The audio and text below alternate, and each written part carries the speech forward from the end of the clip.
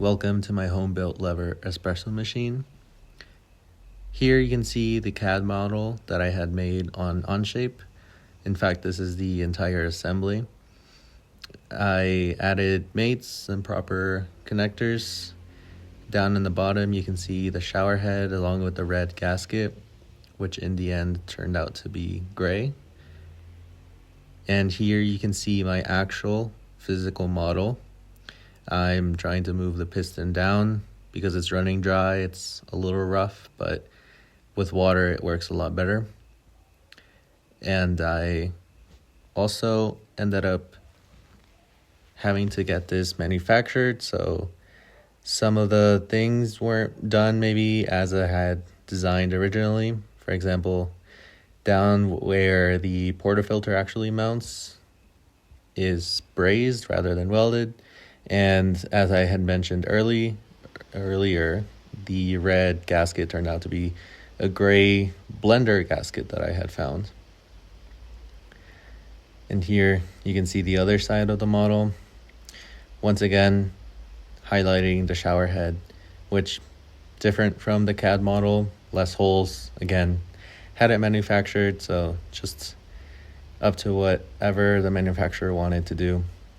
And here you can see some of the patina because I actually did sort of a oil coat to try to prevent some rusting. And here you can just see the 51 millimeter portafilter that I actually got with the DeLonghi machine. And here I'm just showing how it works, mount the portafilter, lock it in place, and it creates a pretty good seal, enough to hold a 9 bar pressure. So now for some testing. I have to unscrew the pivot that connects the lever arm to the piston head in order to access the port that allows the water to go in. I had already preheated this with hot water. So here you can just see me actually pulling a shot. This was not a proper puck of espresso per se. I was using the pressurized basket that comes with the portafilter because, to be honest, I was mostly just testing this for fun and I did not have high hopes for how well it would work. So poured the pressurized basket with just the cheapest coffee that I could find, to be honest. But honestly, it worked, and that's really all I wanted to show. I would say that the original CAD model was a lot more complicated. It had PID controls and a steam tank and proper heating vessel, but due to financial constraints, I had to modify the final version a lot to make it a lot simpler. And also just due to the availability of materials here where I live, I had to change the design quite a bit as well. I'll get into this a little bit more in my final notes.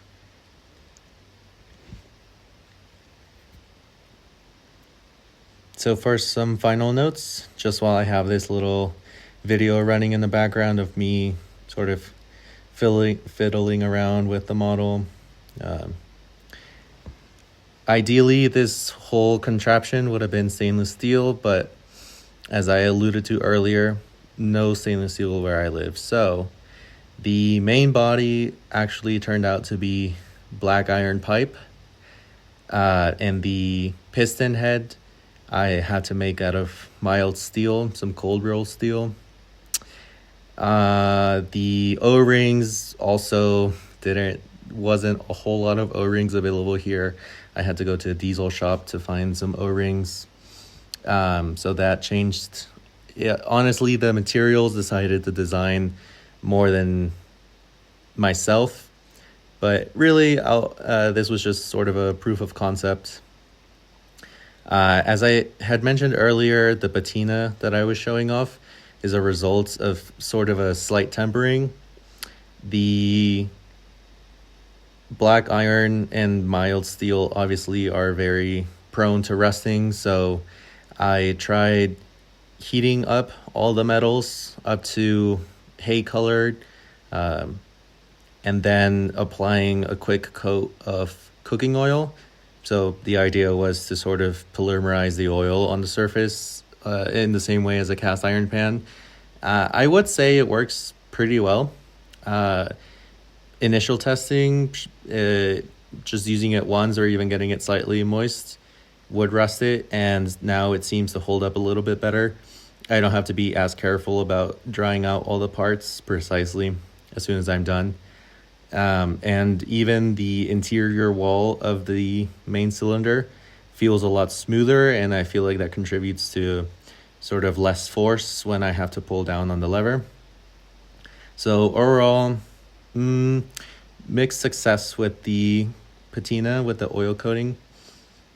But I think for the materials I had, I'm pretty happy with how this all turned out. And I am definitely going to keep this around sort of as a future project to see if I can maybe remake it out of stainless steel in the future. So that's pretty much all I wanted to cover. Yeah, thanks for watching.